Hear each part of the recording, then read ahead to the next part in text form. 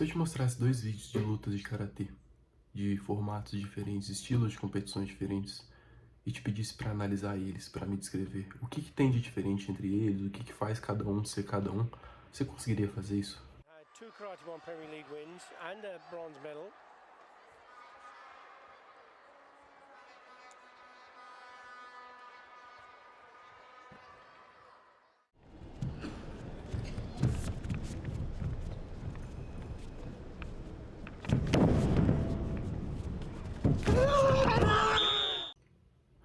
Olá, meu nome é Leonardo Silvério, eu sou mestrando do Programa de Pós-Graduação em Educação Física da Universidade de Brasília, tenho 22 anos, sou faixa preta de karatê e treino essa arte marcial, pratico ela há 17 anos, basicamente, então praticamente minha vida inteira eu usei kimono, basicamente.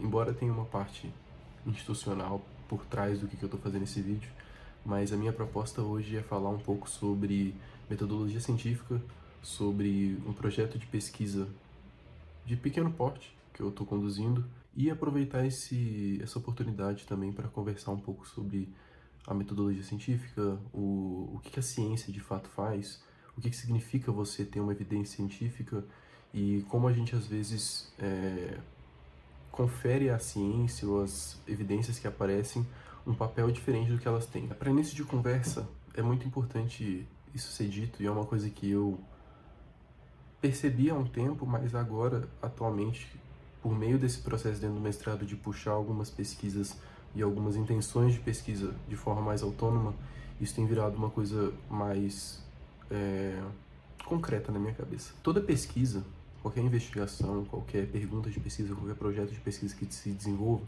ele parte de uma paixão, ou minimamente de uma vontade da pessoa que está pesquisando.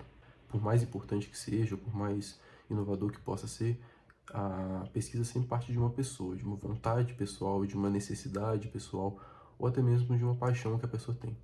No meu caso, isso é uma junção de vários fatores, né? Isso é uma junção da minha paixão pela arte marcial, da minha necessidade de compreender as coisas de uma forma muito racional que eu sempre tive, de uma vontade que eu tenho de aprofundar os estudos e melhorar o entendimento analítico e sistemático que a gente tem da arte marcial, das lutas, dos esportes de combate como um todo. Dito isso, a minha pesquisa que eu estou conduzindo atualmente, ela é uma pesquisa de pequeno porte.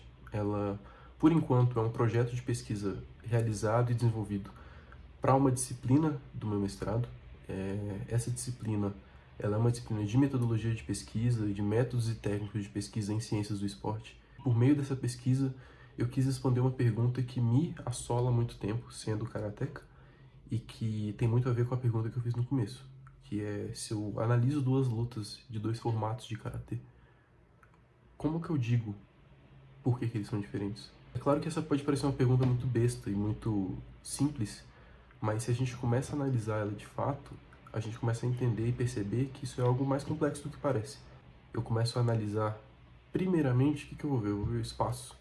E eu posso falar, eles são diferentes porque o espaço que eles estão competindo é diferente, a organização do ginásio que eles estão é diferente, o tanto de pessoas que tem em volta, as luzes são diferentes, isso tudo são características. Porém, isso de fato não define fundamentalmente a diferença entre essas duas competições. Quando você começa a fazer perguntas mais complexas para entender de fato o que faz uma modalidade esportiva ser diferente de outra, ou até mesmo um tipo de competição dentro de uma modalidade ser diferente de outra, a gente vai ter que começar a olhar para aspectos mais fundamentais, aspectos mais da raiz do esporte e do que significa fazer aquele esporte, como aquele esporte acontece, como se decide quem vence, quem perde, o que você precisa fazer para conseguir competir naquele esporte. Então essas perguntas, quando feitas do jeito certo e embasadas por meio de uma metodologia científica, a partir do método hipotético dedutivo, isso vai se transformar, já se transformou, né? É uma área hoje em dia que a gente chama de análise do desempenho.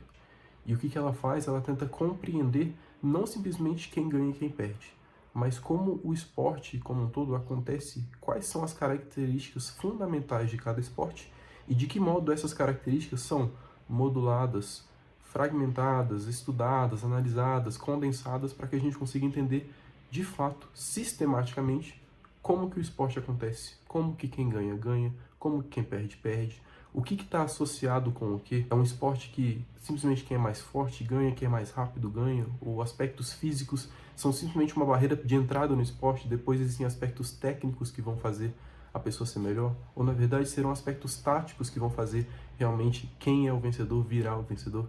E aí, o que foi de fato que eu fiz, né? O que é essa pesquisa que eu estou falando, que eu estou conduzindo? Eu tenho essa vontade de pesquisar o Karatê, eu sou praticante de Karatê Shotokan. Shotokan é um estilo de Karatê. E dentro desse estilo de Karatê existem várias escolas, vários subestilos, várias subdivisões dentro desse mesmo estilo de Karatê. Dentro do Karatê Shotokan, eu vou analisar dois estilos principais, dois formatos de competição, que seria o campeonato da WKF. Então, a WKF é esse formato, que é o que é muitas vezes dito popularmente como Karatê esportivo. Do outro lado, a gente tem o Karatê JKA. A JKA é a Associação Japonesa de Karatê. Ela foi a primeira escola de Karatê Shotokan, porém, é uma diferença muito grande no propósito dessa competição. A luta esportiva não é o objetivo do Karatê. O Karatê é uma arte marcial de defesa, ela é um caminho para autoconhecimento, para autodesenvolvimento, para busca pela perfeição técnica, para busca pela tranquilidade mental, é uma prática holística. A partir dessa diferenciação entre o Karatê WKF e o Karatê JK, se eu estou analisando, olhando essas duas competições, eu consigo entender o que de fato é diferente entre elas, eu consigo entender o que é uma e o que é a outra e por que elas são diferentes, por que não poderia todo mundo competir junto. Por mais que existam as regras, os manuais de regras, né, os regulamentos de cada competição, embora isso diferencie as lutas num aspecto mais legal, mais de regras nesse sentido, ainda assim o aspecto esportivo, o aspecto técnico e tático do que diferencia essas duas lutas não está escrito. Não está escrito no regulamento. Se você for ler livros de Karatê, os livros de Karatê vão te dizer como treinar Karatê enquanto arte marcial. Essa é uma pergunta que cabe à ciência responder. Por meio do método hipotético dedutivo, eu consigo estabelecer um procedimento metodológico, realizo a coleta de dados, analiso as lutas por meio de uma análise observacional, faço uma descrição da luta momento a momento, digo o que foi cada das ações que aconteceram durante essa luta, tanto para JK quanto para WKF, estabeleço indicadores de performance que vão ser quais elementos de fato eu estou olhando. Eu estou olhando o tamanho do pé da pessoa, eu estou olhando quantos passos ela deu na luta, ou isso não é importante para dizer quem ganha e quem perde. Esse cara ele tá muito tempo pulando, ele tá muito tempo no chão, ele usa mais braço, ele usa mais perna. O centro de gravidade dele tá muito alto, tá muito baixo, se manteve igual, tá variando bastante. Ao estabelecer esses indicadores de performance, eu consigo de fato fazer uma análise crítica e sistemática da luta momento a momento. E aí eu posso comparar tanto os lutadores, o vencedor e o perdedor, por exemplo, quanto eu posso comparar os formatos de competição. Então, tudo que acontece no formato WKF acontece no formato JK e vice-versa? Ou existem aspectos que acontecem muito aqui, tem coisas que eu consigo ver com muita clareza nesse formato e no outro formato não acontece? É esse tipo de comparação que a gente faz por meio da metodologia científica que permite que eu tenha uma resposta que o livro muitas vezes não me fornece, que o treino e o regulamento não vão apresentar para mim porque não é importante que seja apresentado nesse sentido. Dito isso, o que é uma coisa que faz com que a metodologia científica seja ainda mais rigorosa, seja de fato uma metodologia científica baseada no método hipotético dedutivo? Essa pesquisa que eu conduzi, eu tive a ideia dela, eu pensei ela, escrevi, me debrucei sobre os vídeos, analisei, fiz os cálculos, analisei momento a momento, anotei tudo isso em uma tabela, realizei o procedimento estatístico, análise estatística dos dados, que eu já vou comentar um pouco sobre isso. Fiz a pesquisa. Porém, se outra pessoa falar, Léo, eu acho que você fez alguma coisa errada. Eu acho que os dados que você apresentou não estão batendo para mim, eu acho que essa análise tem algum problema, eu queria refazer isso. Você pode pegar cada um dos passos que eu fiz e refazer da mesma forma. Então, qualquer pessoa do mundo que quiser refazer essa pesquisa que eu fiz, claro, tendo acesso ao mesmo vídeo que eu utilizei, tendo acesso ao mesmo software estatístico que eu utilizei, ela vai conseguir fazer a mesma pesquisa. A ideia é que ela chegue nos mesmos resultados. Por quê?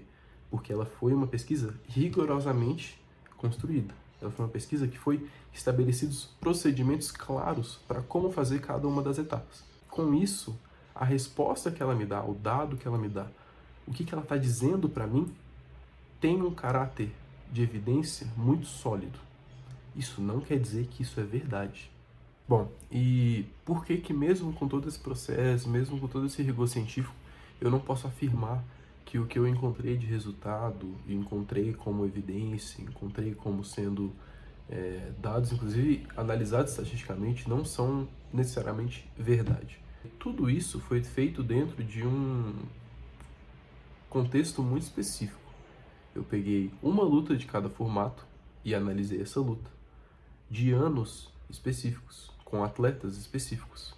Eu precisaria, para conseguir afirmar que isso é verdade, de uma validade muito maior. Isso faria com que eu precisasse coletar dados de diversas lutas, de vários níveis, de vários naipes, né? Masculino e feminino, crianças também, além de adultos. O escopo dessa pesquisa precisaria ser maior. Além disso, eu fiz essa pesquisa sozinho. Então a reprodutibilidade dos meus dados, ela foi feita apenas intra-observador. Eu não tive outra pessoa assistindo às mesmas lutas e garantindo que os critérios que eu utilizei para decidir o que são indicadores de desempenho seriam válidos para qualquer observador. Isso seria feito se alguém tentasse replicar a minha pesquisa, e aí poderia sim ter essa validade, essa reprodutibilidade, perdão, interobservador. Então existem alguns aspectos que não tiram o mérito da pesquisa de forma alguma, porém mostram que toda pesquisa tem limitações e todas as pesquisas são limitadas de acordo com o desenho de suas metodologias. O desenho metodológico da minha pesquisa, por melhor que ele seja, ele tem limitações, e é nessas limitações que vão estar as lacunas para que mais pesquisas sejam feitas, para que outras perguntas sejam feitas, para que outras técnicas sejam empregadas, e assim a gente conseguir cada vez mais aumentando o grau e a solidez do conhecimento que a gente realmente tem sobre determinado tema. Por meio da minha análise, eu observei principalmente 3 aspectos relevantes, isso nos 2 formatos. Esses aspectos eles foram puxados da literatura mais tradicional de karatê e da forma que o karatê tem que ser lutado, baseado no que dizem os mestres mais antigos e os livros tradicionais e a arte marcial como um todo. Independente de qual formato seja, se ele se diz ser karatê Shotokan, ele tem, ou deveria ter, que seguir alguns preceitos e alguns fundamentos e alguns parâmetros básicos, técnicos e táticos. Dito isso, o que eu analisei? No karatê, a relação com o solo é muito importante. Quanto mais bem firme no solo, firme no sentido de enraizado, de conectado com o solo, na hora que você tem que estar conectado, mais eficiente é a sua técnica. Bom, e o que de fato que eu analisei, né, nas 2 lutas? A quantidade de apoios em contato com o solo no momento de maior extensão de um golpe, o nível, a altura do centro de gravidade desse atleta durante a realização do golpe, relativo à posição anterior, e por último, a existência ou não de tempo de voo durante a realização do golpe, ou seja, se ele pulou para fazer esse golpe. A partir desses 3 indicadores de performance, eu realizei a análise dos dados e eu verifiquei se existia uma associação entre cada um, entre esses 3 indicadores e o formato de competição. Dentro do teste estatístico que eu utilizei, que foi o teste Q², eu não encontrei nenhuma associação estatisticamente significativa entre a quantidade de pontos de apoio e o formato de competição, o nível de centro de gravidade e o formato de competição, e a existência ou não de tempo de voo e o formato de competição também. Com isso, o que isso significa? Por mais que eu veja uma diferença nessas 2 lutas, por mais que você provavelmente veja alguma diferença nessas 2 lutas, por mais que numericamente, proporcionalmente, a gente veja alguma diferença, quando eu realizei um teste estatístico, não foi possível confirmar uma associação entre essas variáveis que foram analisadas. Isso tem a ver com aquilo que eu falei sobre limitações do estudo, com certeza. E isso tem a ver também com o que eu queria comentar um pouco agora nesse final, que é sobre o fato de que, quando a gente está trabalhando com pesquisa e essa parte mais estatística, muitas vezes coisas que na vida real são óbvias pra gente, quando a gente realiza um teste estatístico, ou o resultado é pequeno, ou o resultado é inexistente, é um resultado negativo, né? não apresenta um resultado estatístico. E isso mostra que a realidade e a ciência e os achados científicos, eles têm um caminho de um para o outro, baseado na metodologia científica, que permite que a gente tenha coisas que a gente consegue ver uma diferença e que, analisando estatisticamente, não existe uma diferença. Podem ter coisas, como existem coisas que, estatisticamente falando, é uma diferença, na parte da neuropsicologia, por exemplo, isso acontece muito, só que na vida real, você, para analisar essa diferença e perceber essa diferença, você não vai conseguir simplesmente observando alguma coisa. Tudo isso aqui serve um pouco para mostrar isso, sabe? Sobre como as evidências, por mais que elas sejam metodologicamente construídas, a gente precisa entender da onde vêm essas evidências e até mesmo a limitação do próprio estudo. Porque o meu estudo, esse estudo que eu realizei, ele é um estudo metodologicamente limitado em muitas questões. E isso pode significar ou justificar a inexistência de uma associação entre essas variáveis. Porém, uma coisa é incontestável. Foi o resultado que apareceu. Então, esse é a trajetória de uma pesquisa, né? A gente organiza tudo, faz a pesquisa e no final, muitas vezes, o resultado é um resultado que a gente não queria ou não esperava ou vai contra o que a gente acredita. A gente pode debater com isso e argumentar contra isso, mas não contra o resultado, e sim com a forma que ele foi encontrado. Mas, por hoje, basicamente é isso. Eu queria só descrever um pouco desse processo de construção de uma pesquisa e mostrar como, às vezes, as coisas podem ter um resultado que a gente não espera, ou a gente não esperava e dá um resultado, ou o resultado é uma coisa que a gente não concorda, ou simplesmente não faz sentido pra gente, e aí isso mostra como a gente sempre precisa pesquisar mais, estudar mais e verificar, fazer esse ajuste fino das coisas que a gente está produzindo dentro da ciência e do conhecimento humano como um todo. E como mensagem final, assim, de conclusão, obrigado por todo mundo que assistiu.